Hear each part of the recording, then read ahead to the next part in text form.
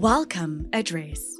Dr. Rakesh Wahi, co-founder and chairman, ABN Group and founder, Future of Education Summit.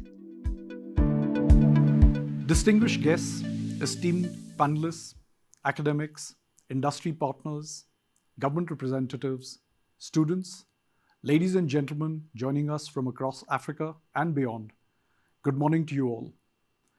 It is an honor for me to welcome our keynote speaker, Ms. Arunma Ote, Executive in Residence and Member, Global Leadership Council at Said Business School, University of Oxford, who was also the former Vice President and Treasurer of the World Bank.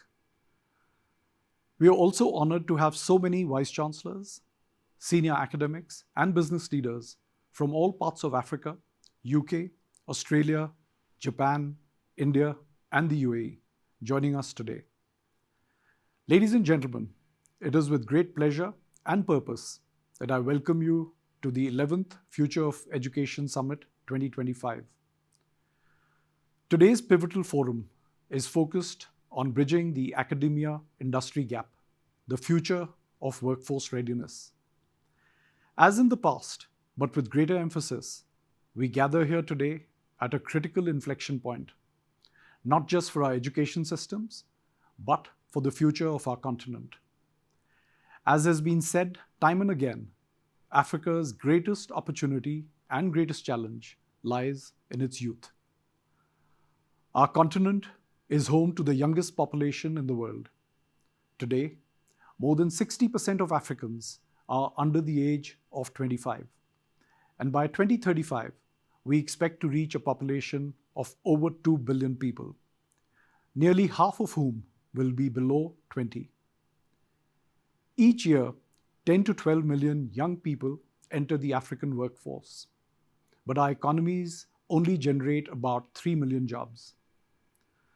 This stark mismatch has created a youth unemployment crisis, with some countries facing unemployment rates of 30% or higher among young people. Even more concerning is the rate of underemployment, where millions of educated youth work in low-paying, informal jobs far beneath their potential. We produce graduates, but not always professionals. We are issuing degrees, but not always providing direction. And that is the very gap we are here to talk about and address. The main challenge is that there is a growing disconnect between what our universities teach and what industries require. Our institutions, many of whom were built decades ago, have not kept pace with rapid changes brought by globalization, digitization, and the fourth industrial revolution. The reality is that curriculums are outdated. Technology is underutilized. Industry engagement is limited. Regulation is often rigid. And education financing remains both inadequate and unsustainable. We must ask, what kind of future are we preparing our youth for? More importantly, are we preparing them at all? This forum is therefore more than a discussion.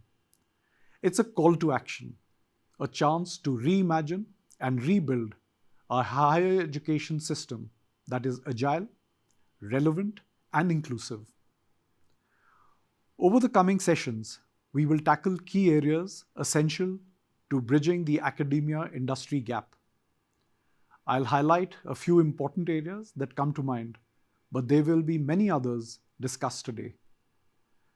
An important issue today is modernizing and revamping curricula to ensure that what is taught in our classrooms reflects the realities of the modern workplace requirements.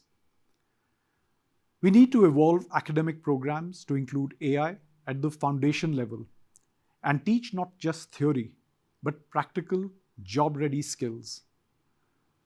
The practical aspects can be overcome by building stronger academia-industry partnerships and moving from consultation to collaboration, involving industry not just in curriculum design, but also in internships, mentorships, innovation hubs, and co-creation of knowledge. A lot has been done in these areas, but it's still inadequate. Progressive corporates are ready to fund scholarships to get correct outcomes for their workplace. Case studies of successful models from both within Africa and globally should be explored and emulated, including how experiential learning can become a core component and not just an optional add-on. Going with market demand, we need to support alternative academic pathways to employment. Degrees are no longer the only pathway to employability.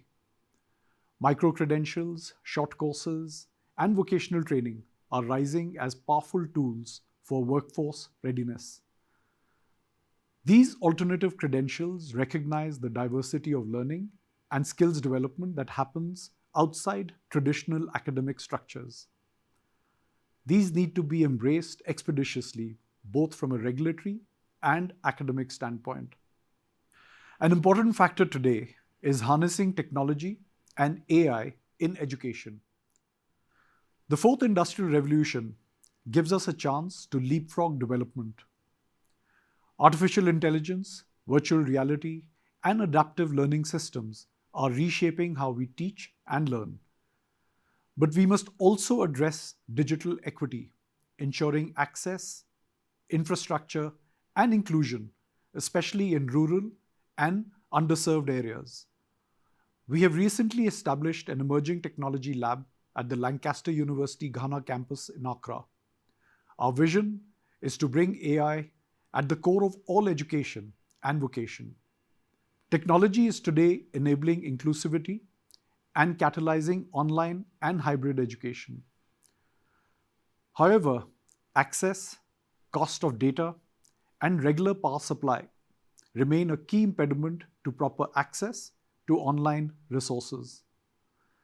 As an extension to harnessing technology, a key area of focus for higher education providers needs to be on entrepreneurship development and innovation. Entrepreneurship is a key driver of job creation through the setting up of SMEs. We must embed entrepreneurial thinking into higher education, turning universities into incubators for startups, social enterprises, and job creators, not just job seekers. As a business owner, one of the key impediments that I see is in the need for financial transformation. Transformation at scale in the education sector cannot happen without proper financing mechanisms, both for institutions and learners. We need long-term patient capital. Today, many African universities struggle with limited budgets, high costs of capital, and underdeveloped student loan systems. The education sector must be viewed with the same lens as infrastructure, with long-term investment at reasonable rates to build sustainable businesses. As we discuss new models of education, we must also explore new models of funding, including lessons from developed economies and innovative financing mechanisms. Transformation is only possible if we can have meaningful discussions to redefine the role of government and policy frameworks. Governments have a crucial role to play in crafting, enabling policies, bringing about structural changes to pathways, conducting skills audits, supporting innovation, and creating a regulatory framework that encourages public-private partnerships while preserving academic independence. Ladies and gentlemen, as we explore all the challenges and opportunities, we must understand that the development of the education sector is a shared responsibility. No single actor can solve this challenge alone. The responsibility lies with all of us: governments, universities, development partners, developmental financial institutions, banks, and civil society. It lies in how we build trust, share data, and create a shared vision for what education in Africa must become. This forum is an opportunity to move away from operating in silos and to build bridges, to learn from one another, and more importantly, to act. If we do not act now with urgency, boldness, and collaboration, we risk not only failing our young people, but missing the opportunity to transform Africa into a global hub of talent, innovation, and entrepreneurship. I'd like to take this opportunity to once again thank you all for participating in today's forum. A big shout out and gratitude to our sponsors, without whom this event would not be possible. Thank you very much.